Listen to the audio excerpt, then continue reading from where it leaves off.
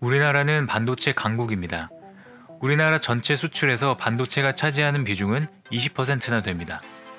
그만큼 반도체 산업이 국내 경제에 미치는 영향은 엄청나다고 볼 수 있겠는데요.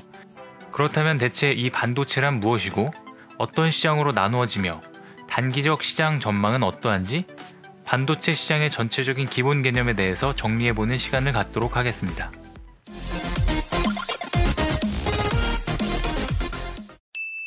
안녕하세요. 세상 모든 잡다한 지식을 알려드리는 잡시광입니다. 오늘은 반도체에 대해 이야기해보려고 합니다. 반도체란 무엇일까요? 사전적 정의를 살펴보면 전기가 잘 통하는 도체와 통하지 않는 부도체의 중간적인 성질을 나타내는 물질입니다. 간단하게 말해서 평소에는 전기가 통하지 않는 물질이었다가 어떤 특정 불순물의 첨가나 조작에 의해 전기가 통하는 성질로 변하는 물질을 뜻합니다. 원소 주기율표에 14족 원소로 표시되는 탄소, 규소, 저마늄 등이 대표적인 반도체 물질로 여기에 15족 원소인 인을 첨가하면 잉여 전자가 발생하여 N형 반도체가 되며 13족 원소인 붕소를 첨가하면 전자가 부족하게 되어 P형 반도체가 됩니다. N형 반도체, P형 반도체를 붙여놓으면 P에서 N쪽으로 전류가 잘 흐르게 되는데 이 소자를 다이오드라고 하며 이것이 반도체 소자의 기본이 됩니다. 따라서 전류의 흐름을 제어할 수 있게 되었고 이를 통해 다양한 전기 신호를 만들어내어 전자장치를 만들 수 있는 기초가 됩니다. 반도체는 사용 용도에 따라 크게 두 가지로 나누어집니다. 첫째, 정보를 저장하는 용도로 사용되는 메모리 반도체입니다.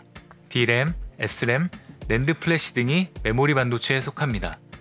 메모리 반도체 시장은 삼성전자가 세계 메모리 반도체 점유율 1위를 꾸준히 유지하고 있고 SK 하이닉스도 상위에 랭크되어 있습니다.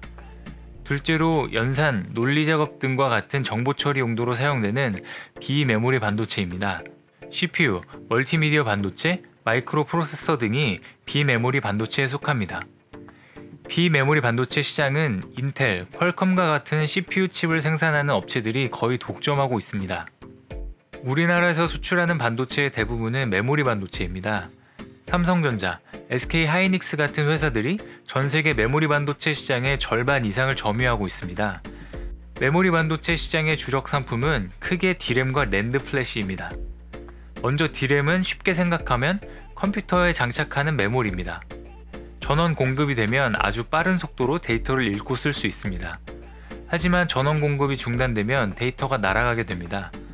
그래서 PC나 서버의 주기억 장치로 많이 사용되는데요. 낸드 플래시는 메모리여서 데이터를 빠르게 읽고 쓸 수 있으면서 전원 공급이 중단되어도 정보를 계속 저장할 수 있습니다. 따라서 USB 드라이브나 카메라, 스마트폰 등 저장하기 위한 메모리 카드에도 사용되고 가장 대표적인 사용처는 SSD입니다. 그렇다면 메모리 반도체 시장의 단기적, 장기적 향후 전망을 살펴보겠습니다. 세계 반도체 시장은 2016년 하반기 이후 D램 메모리 반도체 주도의 호황을 이어가고 있었습니다. 4차 산업혁명 시대가 도래하면 메모리 반도체 분야가 가장 큰 수혜를 받는다는 기대감 때문인데요. 여기에 2017년 불어닥친 가상화폐 비트코인 열풍에 따라 채굴기 수요가 급증하면서 메모리 반도체의 가격 또한 급등하게 됩니다. 2018년 메모리 반도체 시장은 예상을 뒤엎고 최대치의 성장을 보입니다. 삼성전자는 이때 어마어마한 영업이익을 올리며 분기마다 어닝 서프라이즈를 발표했었죠. 꾸준히 성장하던 메모리 반도체 시장은 최근 들어 하락세에 접어든 모습입니다. 가상화폐 열풍도 식었고 세계 경기 또한 위축되었으며 그동안 꽤 오랜 시간 동안 많은 메모리 반도체 공급이 있어왔기 때문에 메모리 가격이 떨어지기 시작한 것입니다. 삼성전자는 2019년 1분기 어닝 쇼크를 예고하기도 했습니다. 분기 잠정 실적이 나오기도 전에 미리 실적 악화를 예고한 것인데요. 증권가가 예상한 삼성전자의 2019년 1분기 영업이익은 약 7조 원으로 2018년 1분기의 절반 수준입니다. 분명 단기적으로 메모리 반도체 시장의 전망은 어두워 보입니다. 메모리 반도체 수출 의존도가 높은 대한민국의 경제도 위기를 맞이하게 될 것이라는 경제 위기론까지 등장하게 됐는데요.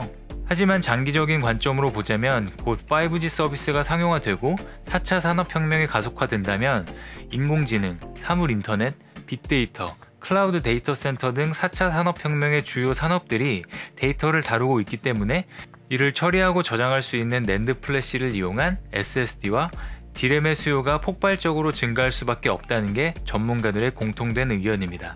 또한 2018년 기준 글로벌 D램 시장에서 삼성전자가 약 49조 원의 매출을 기록해 점유율 43.9%로 1위, SK하이닉스가 약 33조 원을 기록해 점유율 29.5%로 2위라고 발표했습니다. 두 회사의 점유율 합계는 2017년 74.2%보다 다소 줄어든 73.4%를 기록했으나 여전히 압도적입니다. D램의 강자 마이크론이 최근 반도체 양산 속도 조절에 들어간 상황에서 전문가들은 당분간 반도체 코리아의 입지는 탄탄할 것으로 전망했습니다.